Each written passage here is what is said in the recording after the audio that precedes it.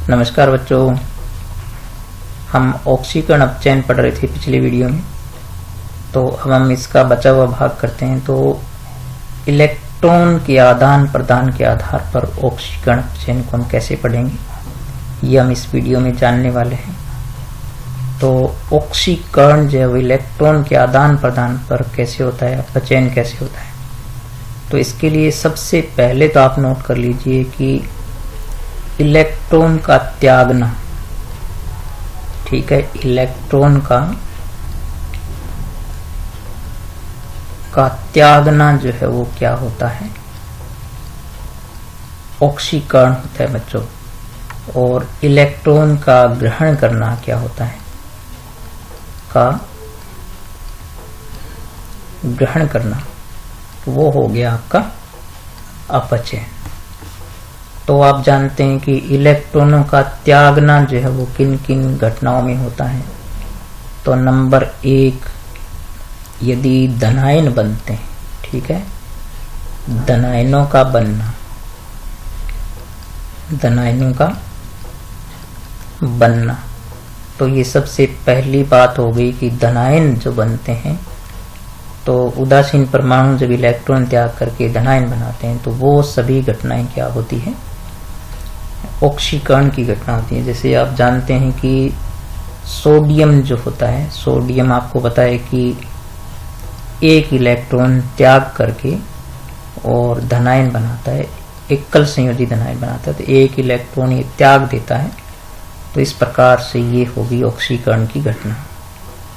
और दूसरी आप देख सकते हैं कि धनायन का बढ़ना, ठीक है, या धनावेश का बढ़ना, धनायन के अंदर धनावेश का बढ़ना।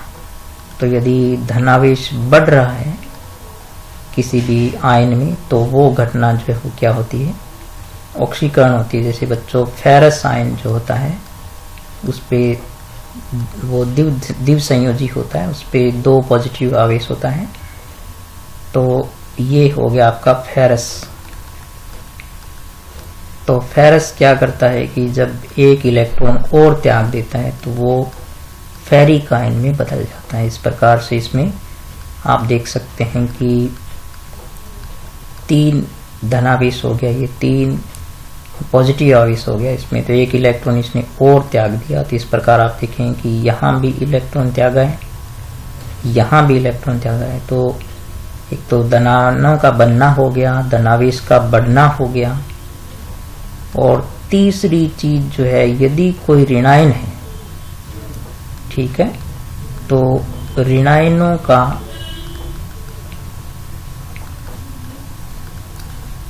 इलेक्ट्रॉन त्यागना, इलेक्ट्रॉन त्यागना। तो आपको पता है कि जब ऋणायन इलेक्ट्रॉन त्यागते हैं तो वो उदासीन परमाणु में बदल जाते हैं। तो जैसे आप देख सकते हैं कि क्लोरीन पर जो है वो एकल ऋणावेश होता है।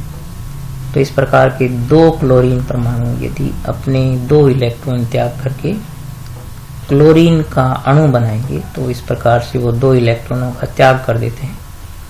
तो ये यहाँ पर आपके पास क्लोरीन आयन थे, आपके पास क्लोरीन आयन थे। इन्होंने क्या किया, अपने इलेक्ट्रॉन त्याग दिए और यहाँ पर जो है वो क्लोरीन का अणु बन गया, उदासीन अणु बन गया, क्लोरीन का उदासीन अणु बन गया। इस प्रकार से आप देख सकते हैं कि ये 3 घटनाएं हैं जिनके आधार पर जो है वो हम ऑक्सीकरण को समझ सकते हैं कि इलेक्ट्रॉन के त्यागने के आधार पर किस प्रकार से होता है। जैसे आपने देखा कि धनायनों का बनना हो गया, धनावेश का बढ़ना हो गया और ऋणायनों का इलेक्ट्रॉन त्यागना हो गया। अब आप जानते हैं कि चूंकि जो आपकी अपचयन अभिक्रिया होती है वो बिल्कुल ऑक्सीकरण की विलोम होती है। तो इसमें आपके पास यहाँ पर जो है आपके पास चूंकि धनायनों का बनना है, तो यहाँ पर हो जाएगा ऋणायनों का बनना, ठीक है।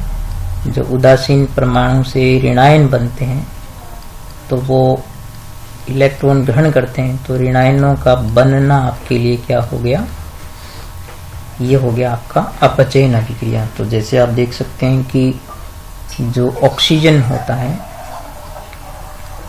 ठीक है। जो ऑक्सीजन का परमाणु होता है वो 2 इलेक्ट्रॉन ग्रहण कर करके और क्या करता है, ऑक्साइड का जो आयन बनाता है, ऑक्साइड आयन बनाता है। इस प्रकार से ये ऑक्साइड आयन बन गया। तो ऑक्साइड आयन जो है वो 2 इलेक्ट्रॉन चूंकि ग्रहण करने के बाद बनता है, तो इस प्रकार से जो है वो ऋण आयनों का बनना क्या हो गया आपके लिए, अपचयन अभिक्रिया होगी। इसी प्रकार से यदि ऋणावेश बढ़ता है तो यहाँ पर धनावेश बढ़ता है, तो यहाँ पर हम क्या कहेंगे, ऋणावेश का बढ़ना। तो ऋणावेश यदि किसी आयन में बढ़ता है तो वो अभिक्रिया क्या हो जाती है, अपचयन अभिक्रिया हो जाती है। जैसे आप देख सकते हैं कि MnO2-1 जो होता है पर मैग्नेट आयन होता है, तो ये यदि 1 इलेक्ट्रॉन और ग्रहण कर लेता है तो ये MnO4-2 में बदल जाता है। तो इस प्रकार से इसमें यहाँ पर जो इसने क्या किया है, पर मैग्नेट आयन में एक आवेश ऋणावेश बढ़ गया है, तो इस प्रकार से ये भी ऋणावेश का बढ़ना जो होता है आपके लिए क्या होता है, अपचयन की अभिक्रिया होती है। और तीसरी जो घटना है यहाँ पर, चूंकि इलेक्ट्रॉन का त्याग करके आपका क्या बन रहा है, उदासीन अणु बन रहा है। तो इसी प्रकार से यदि कोई धनायन है आपके पास तो वो इलेक्ट्रॉन ले करके क्या बना लेता है, उदासीन परमाणु बना लेता है। तो धनावेश जो परमाणु होते हैं, मतलब जो धनायन होते हैं, धनावेश परमाणु का इलेक्ट्रॉन ग्रहण करना और ग्रहण करके के उदासीन परमाणु बनाना। तो हम बच्चों देख सकते हैं कि जैसे मैग्नीशियम आयन होता है, इसके पास वो द्विसंयोजी धनायन होता है, तो ये क्या करता है, जब अपने 2 इलेक्ट्रॉन ये ग्रहण कर लेता है तो मैग्नीशियम के उदासीन परमाणु में बदल जाता है। तो इस प्रकार से ये इन सारी परिस्थितियों में आप देख रहे हैं कि यहाँ ये 2 इलेक्ट्रॉन ग्रहण कर रहा है, यहाँ 1 इलेक्ट्रॉन ग्रहण कर रहा है, यहाँ 2 इलेक्ट्रॉन ग्रहण कर रहा है। तो इलेक्ट्रॉन ग्रहण करने की जो अभिक्रिया हो गई वो आपके लिए हो गई अपचयन, और इलेक्ट्रॉन का त्यागना जो आपके लिए हो गया ऑक्सीकरण की अभिक्रिया। ठीक है। तो इसी प्रकार से यदि कोई आपको रासायनिक समीकरण दे रखी हो तो उसके आधार पर हम कैसे ऑक्सीकरण, अपचयन, इलेक्ट्रॉन के आधार पर समझा सकते हैं, उसके लिए मैं आपको एक समीकरण यहाँ पर लेकर के समझाता हूँ।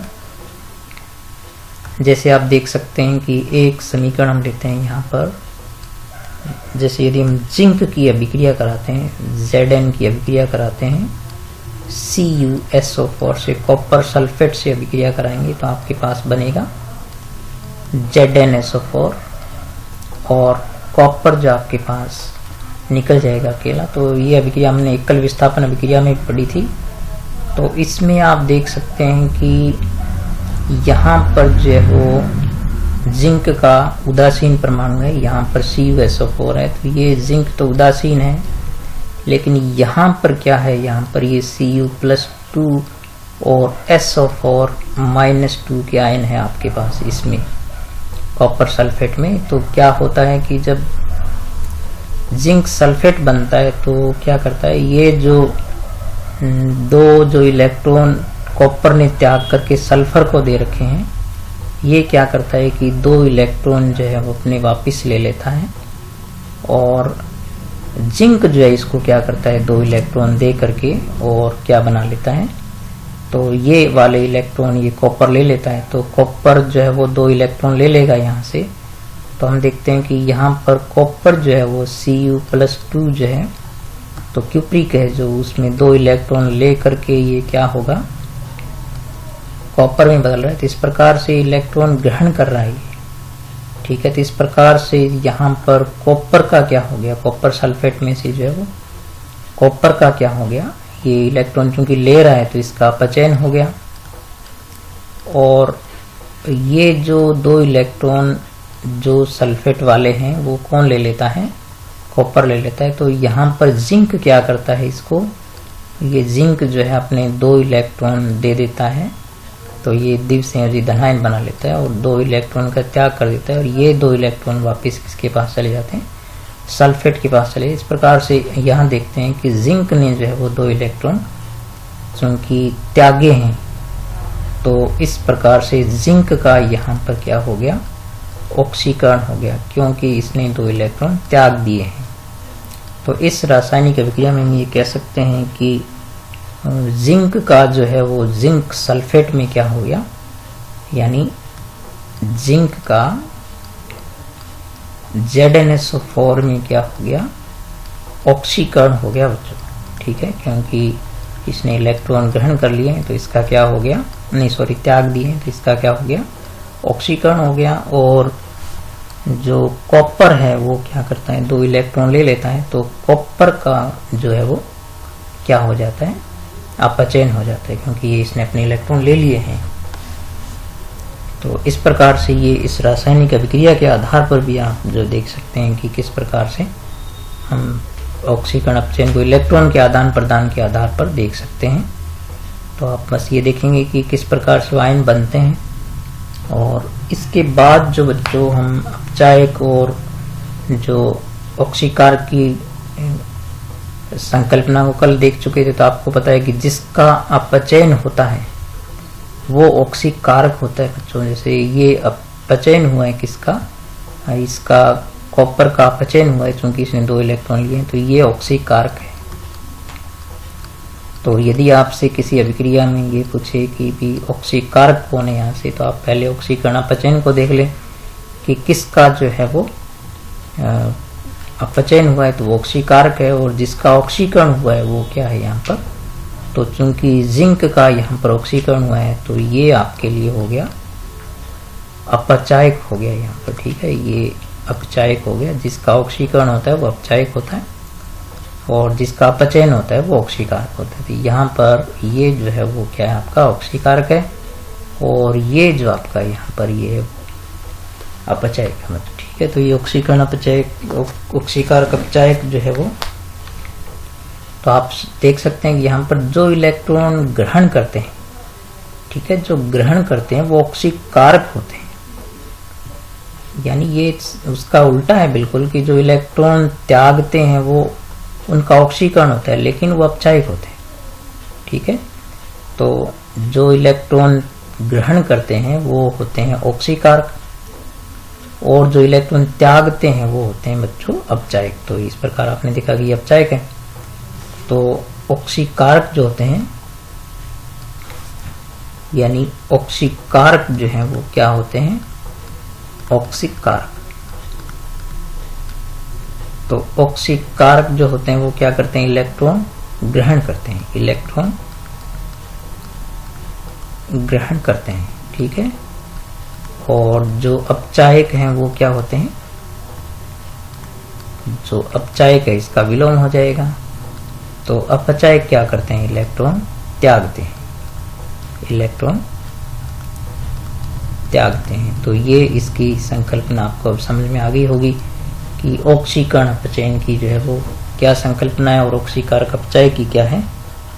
फिर हम एक और साधारण से इसकी अभिक्रिया को देखते हैं, वो है उदासीनीकरण अभिक्रिया। तो उदासीनीकरण अभिक्रिया से जैसे नाम से स्पष्ट है, उदासीनीकरण अभिक्रिया, उदासीनीकरण अभिक्रिया। तो उदासीनीकरण अभिक्रिया जो है वो यानी वह रासायनिक अभिक्रिया जिसमें पदार्थों का उदासीनीकरण हो जाए, तो उदासीनीकरण अभिक्रिया होगी। यानी उदासीनीकरण की जो अभिक्रिया है वो अम्ल और क्षार के द्वारा संपन्न होती है। तो एक सीधे से हम अभिक्रिया को जानना चाहें तो यदि अम्लों की अभिक्रिया हम करा देते हैं क्षार से, तो इसमें क्या होता है कि ये अम्ल और क्षार दोनों एक दूसरे के प्रभाव को नष्ट कर देते हैं। इस प्रकार से जो बनेंगे पदार्थ वो लवण और जल होते हैं। तो इस प्रकार से जो है वो ये अभिक्रिया उदासीनीकरण अभिक्रिया कहलाती है। यानी वह रासायनिक अभिक्रिया जिसमें अम्ल और क्षार परस्पर अभिक्रिया करके एक दूसरे के प्रभाव को नष्ट कर देते हैं और लवण और जल बनाते हैं, तो वह रासायनिक अभिक्रिया क्या कहलाती है, उदासीनीकरण अभिक्रिया कहलाती है। जैसे आपके पास एक प्रबल अम्ल है HCl, ये प्रबल अम्ल है तो ये प्रबल अम्ल हो गया। तो ये प्रबल अम्ल जो है वो प्रबल क्षार से जब विक्रिया करता है सोडियम हाइड्रोक्साइड से, तो क्या बनाता है, NaCl बनाता है। तो ये लवण हो गया आपके पास, और ये यहाँ पर प्रबल क्षार है। ठीक है, तो प्रबल क्षार जो है प्रबल अम्ल से अभिक्रिया करेगा तो लवण और जल बनाएगा। तो यहाँ पर ये जल यानी क्या हो गया, H2O हो गया। ठीक है, तो इस प्रकार से ये लवण और जल बना। तो यहाँ पर जो लवण बनेगा ये उदासीन प्रकृति का होगा, क्योंकि जब प्रबल अम्ल और प्रबल क्षार से की अभिक्रिया से जो लवण बनते हैं वो उदासीन प्रकृति के होते हैं। इसी प्रकार से यदि आपके पास दुर्बल अम्ल हो, जैसे यहाँ पर हमारे पास मान लीजिए CH3COOH जो एसिटिक अम्ल होता है।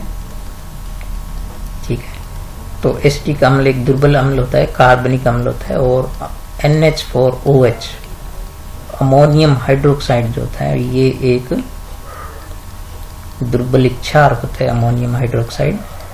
तो ये दोनों जब विक्रिया करते हैं तो क्या बनता है, अमोनियम एसीटेट बनता है, CH3COONH4। ठीक है, और इससे जो साथ में जल बनेगा H2O, तो ये जो है वो उदासीन लवण होगा, क्योंकि यहाँ पर दोनों दुर्बल है।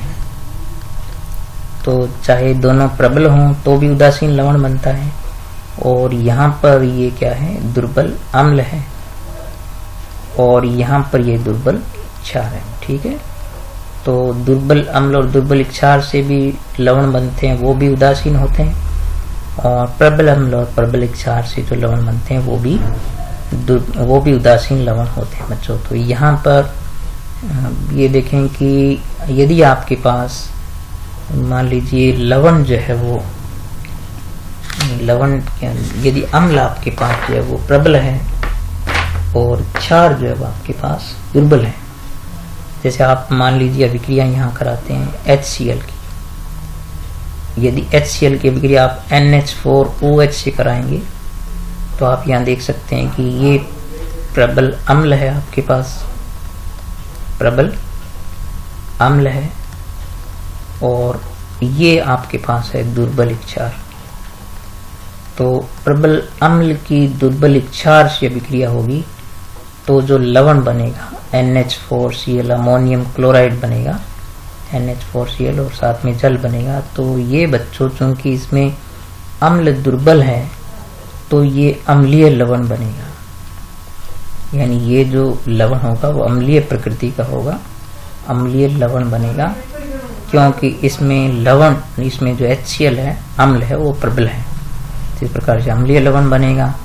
और यदि आपके पास अम्ल जो है वो दुर्बल है, जैसे हम दुर्बल अम्ल लेते हैं, कोई दुर्बल अम्ल लें, जैसे मान लीजिए हमारे पास CH3COOH एक जो है हमारे पास एक आइडियल दुर्बल अम्ल है, इसकी यदि हम अभिक्रिया कराते हैं NaOH से तो ये प्रबल क्षार है, तो ये हो गया आपका दुर्बल अम्ल हो गया, और ये हो गया प्रबल क्षार। तो बच्चों इन दोनों की अभिक्रिया से जो बनेगा, तो यहाँ पर CH3COONE यानी सोडियम एसीटेट बनेगा, लवण बनेगा, और यहाँ पर जल बनेगा। तो ये जो लवण होगा वो क्षारीय प्रकृति का होगा, यानी क्षारीय लवण होगा, क्योंकि इसमें जो है वो क्षार जो है वो प्रबल है, तो क्षारीय लवण होगा ये। तो इस प्रकार से अम्लीय लवण कैसे बनते हैं, अम्लीय लवण बनते हैं प्रबल अम्ल और दुर्बल क्षार की अभिक्रिया से। ठीक है, और जो क्षारीय लवण होते हैं वो प्रबल क्षार और दुर्बल अम्ल की अभिक्रिया से बनते हैं। तो इस प्रकार से आज हमने जो है वो इलेक्ट्रॉनों के आदान प्रदान के आधार पर जो हमने सीखा कि किस प्रकार से ऑक्सीकरण अपचयन होता है, और फिर हमने देखा कि किसी रासायनिक अभिक्रिया में जो है वो इलेक्ट्रॉनों के आधार पर हम कैसे ऑक्सीकरण अपचयन को और ऑक्सीकारक अपचायक पदार्थों को देख सकते हैं। और फिर हमने देखा कि उदासीन उदासीनीकरण अभिक्रिया क्या होती है, और अम्लीय लवण कैसे बनते हैं, क्षारीय लवण कैसे बनते हैं, उदासीन लवण कैसे बनते हैं। तो अब इस चैप्टर में इसके बाद बच्चों बचता है उत्प्रेरक। तो हम उत्प्रेरक के अध्ययन के बाद कल इस चैप्टर को पूरा करेंगे।